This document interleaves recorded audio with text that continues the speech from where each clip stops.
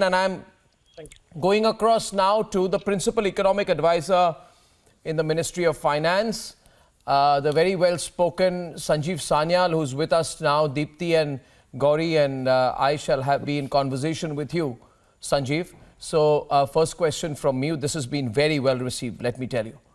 This budget really sets the agenda for the decade. It sends a global message. For someone like you with a global background, you've been an international banker, an economist.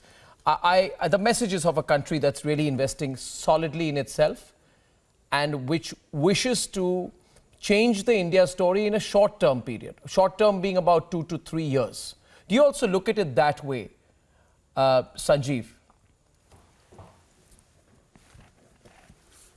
So I think there was a lot of criticism last year that India didn't go for this big bang stimulus up front in the middle of a lockdown. But as we explained in the economic survey, there was no point in pressing the accelerator when you've got your foot on the brake. And since then, we have been taking the foot off the brake, and we did a sequence of mini budgets to sort of get the momentum going. And the idea here is to provide a roadmap that, look, we here in India are going to spend what it takes to get growth going again. So this is an unabashedly growth-oriented budget. It also has something very specific about the way we are going to spend money. We are not going to waste it on just about anything. Instead, we are going to focus on building infrastructure for 2 reasons. First, by spending on infrastructure, we are creating assets for the future. So, of course, we will run up debts when we spend like this. But the spending will be done to create assets. Secondly, infrastructure spending has the most multiplier in terms of creating jobs, creating demand in second round effects. So again, infrastructure spending is the best and easiest way to go about it. So we have got a very specific approach to how we are creating demand and growth. And of course, lastly, remember, when you say you're going to do it on the basis of infrastructure spending, you're committing to doing it over several years. It's not just about this year's budget, because obviously infrastructure spending happens over several years. So we are consequently also saying that we will eventually wean off this fiscal stimulus, but we're not going to do this just after 1 year. We're going to do it systematically over a few years. And yes, we do have a fiscal consolidation plan, but it's something that happens relatively gradually.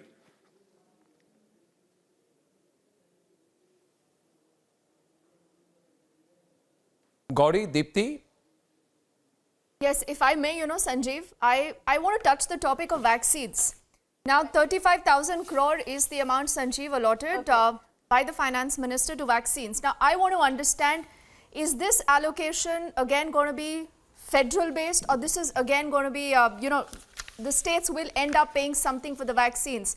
Or do people need to shell out something for these vaccines? What is the kind of, amount we are looking at, considering it's not just the vaccine cost per se here, Sanjeev, but it's also going to be logistics, the resources, a lot of other facilities. Well, you may have to ask that of the health ministry, really. We were asked for a certain allocation. We provided it. I think from what I understand, this should be good enough to at least get a very sizable amount of vaccination done. Of course, states will have to provide their own, particularly at the local level, and the private sector will have to contribute as well. But I think a very sizable amount of the next couple of rounds of vaccination will get done with this. I mean, it's not a trivial amount of money, 35,000 crores. So how exactly that pans out and which bit it gets spent on, really, I'm the wrong person to ask that. I'm not a health expert. Gauri? Sanyal, this is Gauri Dwivedi. I have 2 questions for you. One is that why is it that the finance ministry is less optimistic than what the economic survey said in terms of growth projections? And secondly, how do you respond to naysayers who've raised an alarm over the debt pile that, of course, is likely to happen given that this budget is about growth? Well, I think the economic survey, since I'm one of the co-authors, let me say is that it speaks of 11% GDP growth with an upside. And it additionally talks about a inflation adjusted nominal growth rate of over 15%. My own view on this is that it's perhaps conservative. If anything, the IMF has a higher GDP growth forecast than ours. But the Finance Ministry, for budgeting purposes, has used a number that is more conservative. I'm quite personally confident that we will do better, but it's always better to under-promise and over-deliver. So you will, in fact, see that in many, many things in the budget. We have been very conservative and very transparent. So I personally think that that number of 14%, will be more than exceeded. Nevertheless, that is the number we have opted for the budgeting exercise. There was another part to your question, I forget. So, Sanjeev, may I take it from there, from the point she asked? You had said a couple of days back that maintaining growth momentum is in itself a very important part of fiscal consolidation, because you sidestepped the earlier question.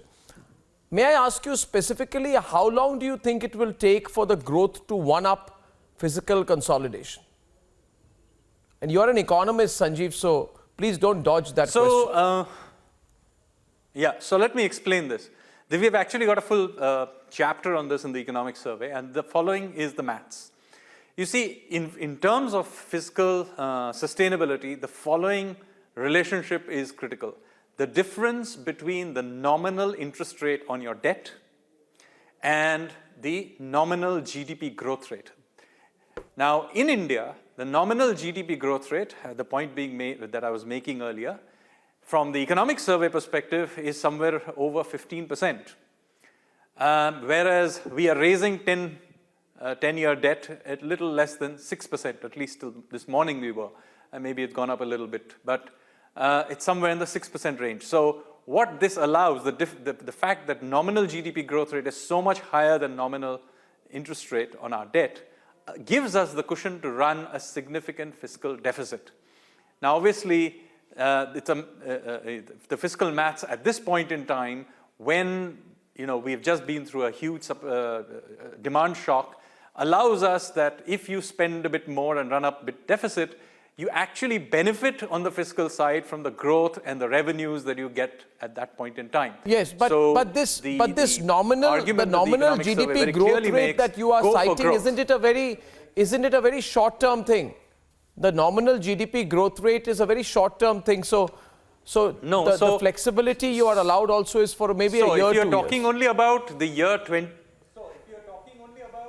So if you're talking only about the year 21-22, then you're right. The 15% will not be sustained at 15%. It would come off because the base will rise. But I'm quite confident that it will still be significantly higher than the cost of debt. So that is the analysis that we have done in the economic survey, that as long as that gap is significantly large, and I'm arguing it will be, it is good enough to go for growth. Now, obviously, as growth accelerates, then also remember our revenues will come back. So in that sense, our deficit will also remain to fall. So in this financial year, we have a deficit estimate of 9.5. Next year, it will be 6.8, and it will fall in the following year. So you have to remember there are feedback loops in all of this. So and also, not only revenue goes up, the denominator also goes up. So both the denominator and the numerator go in your favor. The question is, to what extent do you do it without losing control and losing control of inflation? Now, so that is the point being made, and our judgment is at this point in time, it's worth going for growth unabashedly. At some point, a point will arise where it's a great judgment that point about going back. It's a great judgment that people like you have taken, Sanjeev. It's a great judgment, and listening to you, I can only say, and Gauri and Deepti, if you look at what has been put in the economic survey, which he has admittedly been an author of, it talks about the disproportionate dwarfism of Indian banks. Now, along with that, he uses the nominal GDP growth rate of 15% to justify greater spending. Who says economists are cautious? I think today's economists like Sanjeev Sanyal are the most aggressive, and we appreciate that because that is exactly the shot that India needs. Sanjeev, it's great talking to you. Look forward to seeing you later tonight as well. Thank you very much. Thank you.